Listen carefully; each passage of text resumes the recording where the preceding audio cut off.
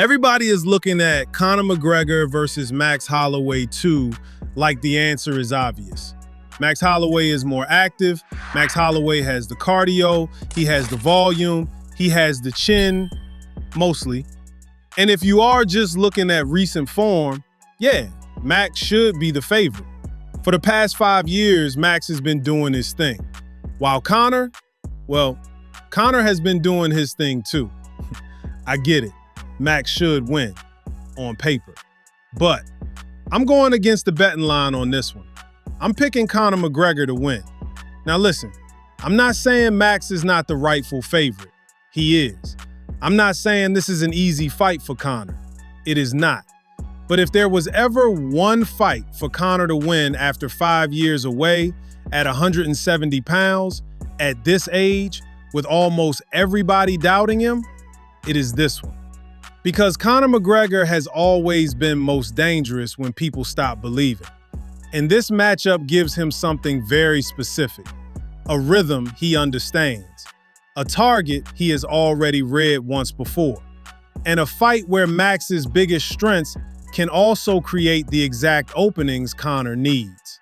What's good, Fight Fam? Reggie Cross here, and today we're breaking down Conor McGregor versus Max Holloway 2. Live on Paramount Plus, July 11th, headlining UFC 329 at the T-Mobile Arena in Las Vegas, Nevada. I'm going to tell you why Max deserves to be favored, why the safe pick is Holloway, and why I'm still picking Conor to shock people one more time. You ready? Let's go. Behind the lines.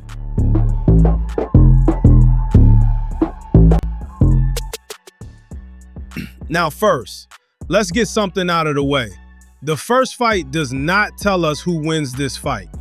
Conor beat Max back in 2013, but that was a lifetime ago in fight years. That was not prime Max Holloway. That was not the Max who became one of the best volume strikers this sport has ever seen. That was not the Max who could drown elite fighters with pace, confidence, durability, and combinations. But it was also not this version of Conor. That Conor was young, sharp, fast, light on his feet, and fighting with that dangerous kind of belief where everything he threw had bad intentions behind it. This Conor is older. He has been inactive. He is coming off a long layoff. And we do not know what the reflexes, timing, legs, gas tank, and confidence are going to look like once Max starts putting real pressure on him and starts landing hands. So no, I am not picking Conor because he won the first fight. That would be lazy. I'm picking Conor because of how the styles meet in this second fight. And that is where this gets interesting. Max Holloway's game is built on layers. He does not just throw one shot and admire his work. He builds, he touches the body, he shows the jab, he changes rhythm, he starts doubling and tripling up. He makes you block, then he makes you move, then he makes you breathe harder than you wanted to. And once he gets you reacting instead of thinking, that is when Max starts taking over. That is why so many fighters fade against him. It is not always, or even usually, one punch. It is the accumulation. Yes, he knocked out Gaethje, but Max is not a power puncher. Max makes you fight every second. And if you are not conditioned, if you are not composed, if you cannot get his respect early, he starts turning the fight into a snowball. That is the danger for Conor.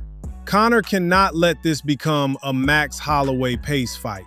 He cannot be standing there in round 3 with his back near the fence trying to counter 6-punch combinations while Max is comfortable, talking and touching him from every angle.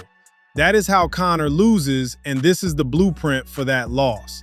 If Conor lets Max get in the rhythm, Max wins. If Conor gives Max clean entries, Max wins. If Conor starts backing straight up with his chin high, Max wins. If Conor loads up on one big left hand and misses over and over again, Max wins. That is the obvious side of the fight. That is why Max is favored. But here's the part people are sleeping on. Max's pressure creates opportunities. And as the great boxing coach Tom Yankelo says, volume creates openings. Combination punching creates counters. And Max, as great as he is, can be hit when he is building those combinations. That is the lane for Conor. Conor does not need to out-volume Max Holloway. That is not his fight. Conor does not need to win a cardio contest. That is not his fight either. Conor needs to win the geography of the cage, interrupt Max's rhythm, and punish Max every time he tries to step in careless. That is the fight. And as a coach, this is the angle I would take. And this is where I would start with Conor. Round one is not about chasing a knockout. Round one is about taking away Max's comfort. Conor needs to hold the center early, not sprint forward, not get wild, not try to prove he is still the old Conor in the first 30 seconds. He needs controlled pressure, small steps, feints, front kicks to the body, stabbing kicks, oblique kicks, calf kicks, anything that makes Max reset before he starts layering combinations, because Max is at his best when he gets his feet under him and starts flowing. 1, 2, 3, angle, touch the body, come back upstairs, exit, reset, go again. Conor cannot let that rhythm get built for free. He has to break the rhythm before it becomes a song. That means the body work matters. People always talk about Conor's left hand, and they should. Dude has a brick for a left. But in this fight, the body work may be just as important. A front kick to the body, a straight left to the solar plexus, a digging left hand when Max steps in. That is how you tax the gas tank without throwing 5-punch combinations. That is how you slow down volume. You do not beat Max by just headhunting. You beat Max by making every entry cost him something. Now, the southpaw angle would seem huge here, yet Max has actually done pretty well against southpaws. And Conor's money shot has always been that straight left hand. But it is not just Conor's power, it is the setup, and it is his timing. He wants you reaching. He wants you stepping heavy. He wants you thinking you are safe just because you are outside boxing range.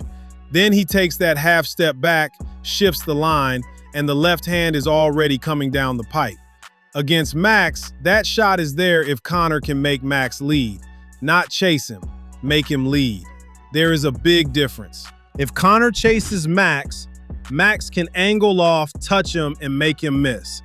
But if Conor controls the center and forces Max to enter, now Max has to cross danger to get his offense started.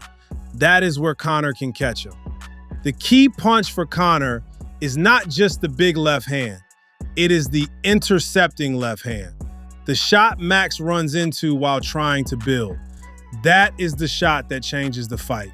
And at 170 pounds, I think that shot matters more. That is part of why I am picking Conor. I believe the weight matters. At 170, Max may not have to drain himself, and that can help him. But he is also stepping into a different collision. Conor has been at welterweight before. He understands how his body feels there. He understands how the power carries. And if this becomes a physical fight in the clinch, if Conor can shoulder frame, control wrists, make Max carry weight, and break with elbows or left hands, that can slow Max down. This is not featherweight Max against featherweight Conor. This is a bigger version of the fight. And the more physical the first 2 rounds are, the more I think that helps Conor. Now, does that mean Conor should wrestle? No. I do not want Conor shooting sloppy takedowns and burning his arms out. But I do want him using clinch moments as a reset. If Max starts building momentum, Conor needs to tie him up, make him carry weight, turn him, and get back to the center. That is veteran work. That is not pretty. That does not make highlight reels, but that wins minutes. And if you are picking Conor, you need him winning minutes, not just hunting moments. Let me repeat that. Win the minutes, not just moments. That is the difference between a smart Conor pick and a fanboy Conor pick. A fanboy pick says, Conor lands the left and it is over. Maybe. But the smarter pick says, Conor has to build the left hand. Conor's secret weapon in this fight is not his left hand. It is his underrated kicks. He has to damage the lead leg. He has to touch the body. He has to stop Max from entering on straight lines. He has to make Max reset. He has to clinch when the pace gets uncomfortable. And he has to force Max to respect the power early. That is the path. Now let's talk about what Max needs to do, because Max's game plan is clear too. And this is how I would coach him in this fight. Max needs to survive the early danger without giving Conor confidence. That is number one. He cannot treat round one like a feel-out round where he just walks into range and lets Conor get reads. Conor is too dangerous for that. Max needs to make Conor move laterally, not backward only, laterally. Make the legs work. Make the repaired leg work. Make Conor turn. Make him reset.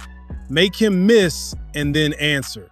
Max does not need to win the first round big. He just needs to make Conor spend energy. Touch the body, jab the chest, kick the leg, feint entries, force reactions, and then slowly raise the pace. If Max gets to round 3 without being badly hurt, that is where this fight can start looking ugly for Conor. Because Max has the better proven engine. He has the better recent rhythm. He has the style that can expose inactivity. And 5 years away from the cage is not a small thing. You can train, you can spar, you can look sharp on pads, but there is a different stress when the lights are on and Max Holloway is in front of you throwing volume. That is real. That is why this pick is risky. I am not ignoring that. Conor could show up and look slow. He could look heavy.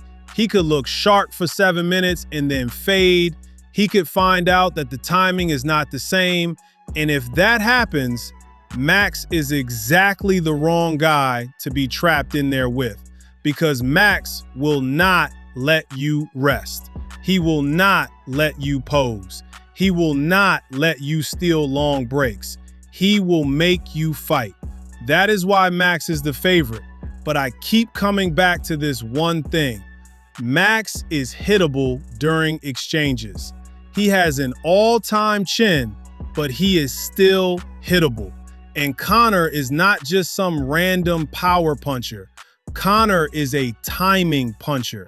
That matters. There are punchers who need chaos, and then there are punchers who create traps. Prime Conor was a trap fighter. He made you feel like you were winning the space right before you walked into the shot. If that version of his mind is still there, even if the body is not fully what it used to be, he has a real chance. And I think this fight gives him the cleanest emotional setup possible. Nobody expects him to be the old Conor. People are doubting the layoff. They are doubting the age. They are doubting the weight. They are doubting the seriousness. They are doubting whether he can still do this at the highest level. And historically, that is when Conor has been most dangerous. When he feels dismissed, when he feels disrespected, when he can turn the whole thing into him against everybody. When you give him a reason to have a chip on his shoulder, that mindset alone does not win fights. But when you combine that mindset with a style matchup where Max has to enter range repeatedly, now we have something. So, my official pick is Conor McGregor. I think Max starts well. I think Max has moments. I think Max will touch him, test him, and make this uncomfortable. But I think Conor lands something big in the first 2 rounds that changes the tone of the fight. Maybe it is the straight left. Maybe it is a left hand off the body feint. Maybe it is a counter as Max steps in behind volume. But I think Conor frustrates him, And I think he hurts him.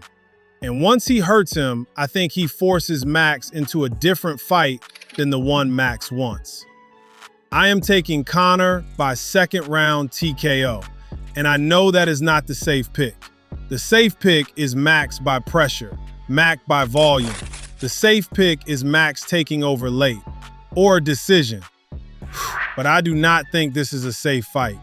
I think this is one of those fights where the obvious answer might be a little too obvious. Because if Conor still has the timing, if the power carries at 170, and if he can keep this fight in the center long enough to make Max pay for his entries, then this comeback gets very real very fast. Max Holloway is the favorite for a reason, but Conor McGregor is my pick because this is the exact kind of fight he was built for. 5 years away, older, doubted, at 170, against a man he already beat once, but a man who has become something completely different since then. That is not just a fight. That is a legacy trap. And we are going to find out if Conor still has one more magical night left in his story. So, with all that, let me ask you, who are you picking to win this fight? Are you picking Max to get his revenge over an older, heavier Conor? Or are you picking McGregor to defy the odds makers and pull off another vintage Mystic Mac win? Drop your pick in the comments. I'm Reggie Cross for Behind the Lines. As always, if you're feeling the vibe, hit that subscribe.